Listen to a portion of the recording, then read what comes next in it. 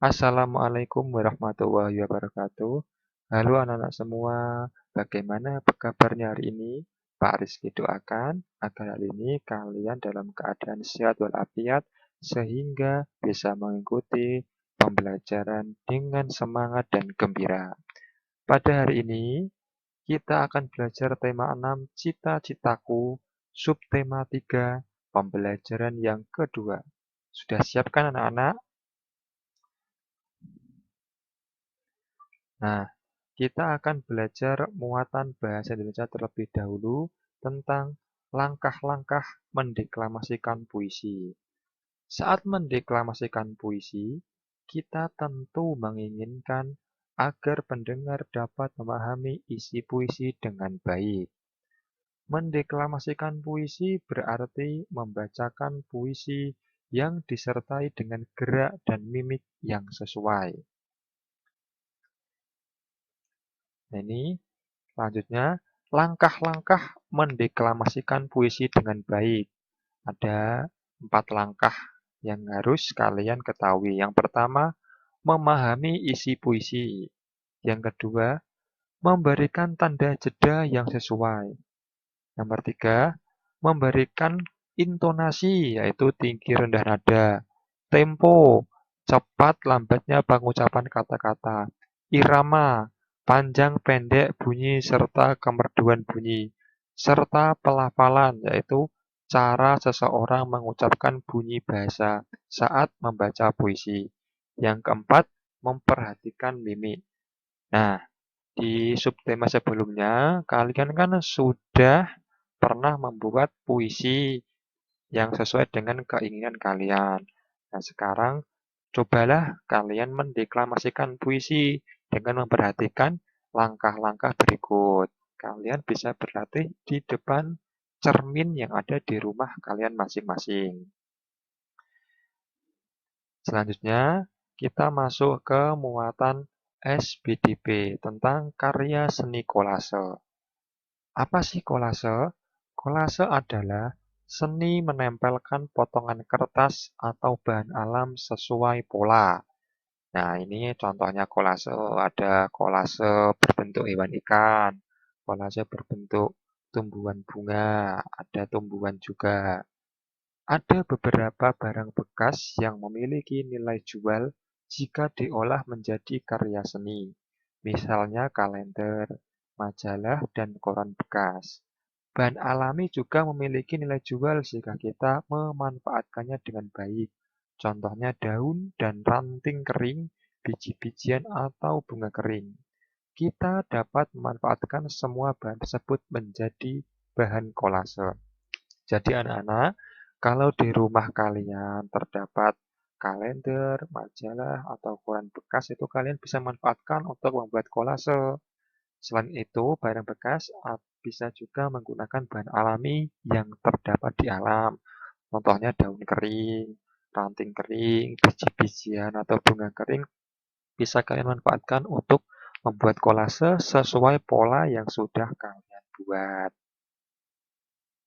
Selanjutnya, nah, kita masuk ke muatan IPA tentang upaya pelestarian makhluk hidup. Populasi beberapa jenis hewan dan tumbuhan menjadi semakin langka. Beberapa penyebab kelangkaan hewan dan tumbuhan yang ada di Indonesia antara lain sebagai berikut. Kita sebutkan dulu yang hewan ya, penyebab kelangkaan hewan. Dampak ini yang pertama, sering diburu untuk dijadikan hewan peliharaan, dijual, digunakan sebagai hiasan serta obat. Nomor 2, membutuhkan waktu berkembang biak yang cukup lama. Nomor 3, habitat dirusak oleh manusia, misalnya dibakar. Yang nomor 4, tidak mampu beradaptasi perubahan alam. Itu tadi merupakan penyebab hewan langka yang ada di Indonesia. Sekarang tumbuhan langka yang ada di Indonesia. Penyebabnya apa sih? Nomor 1, dimanfaatkan terus-menerus tanpa ada usaha melestarikannya. Nomor 2, sulit berkembang biak. Nomor 3, terkena hama. Yang nomor 4, mengalami kekeringan sehingga tidak memungkinkan untuk tumbuh dengan baik. Nah, di sini merupakan penyebab hewan dan tumbuhan langka yang ada di Indonesia. Nah, selanjutnya, bagaimana kondisi lingkungan pada gambar berikut? Coba kalian, anak-anak, lihat di layar kalian. Bagaimana tuh kondisi lingkungannya? Bagaimana hutannya yang hancur, yang pohonnya ditebangi, sehingga gundul itu hutannya. Apa upaya yang dapat dilakukan untuk memulihkan lingkungan tersebut? Bagaimana ya anak-anak untuk memulihkan hutan tersebut biar banyak pohon kembali, biar lebat kembali, biar hijau kembali. Bagaimana caranya ya? Yuk kita pelajari. Nah, di sini ada beberapa upaya pelestarian yang dapat dilakukan. Nomor satu, penegakan hukum terhadap perburuan hewan langka dan penebangan hutan.